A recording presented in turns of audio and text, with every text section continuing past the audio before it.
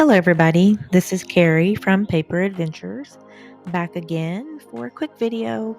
And this is another video where I will be building up my stash, making some ephemera pieces. I was inspired once again by CraftyCat, and I believe she was inspired by something on Pinterest, if I remember correctly.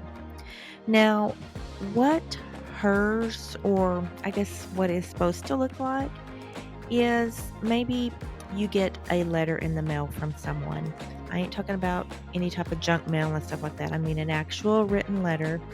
And let's say you tear the top part of it where the stamp would be. That's kind of what it's supposed to look like. You know, it has the stamp over there. It has the ink stamp also from the post office. And maybe it has a piece of the written letter on there, and it's kind of layered. She layers it, and you'll see what I mean as you watch me complete this video, as I'm gluing different layers together on here. Now, I had decided not to do it exactly like that because I didn't feel like I had the exact type of pieces, but when it was all said and done, I feel like it actually did look it could work.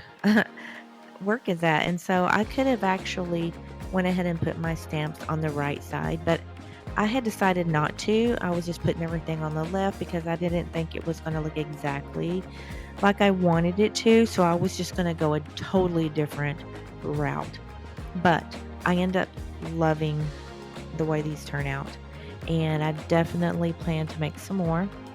So you will see some of, I guess, the writing part is actually from my mom. I believe she wrote a poem or something like that. So anyways, that's what I'm using there. And I was actually also tore something out of a spiral that was one of her spirals. And so that paper, looks old and aged and all of that. I guess that's the same thing, right? But anyways, thank you for joining me once again on another video. And let's go ahead and continue on.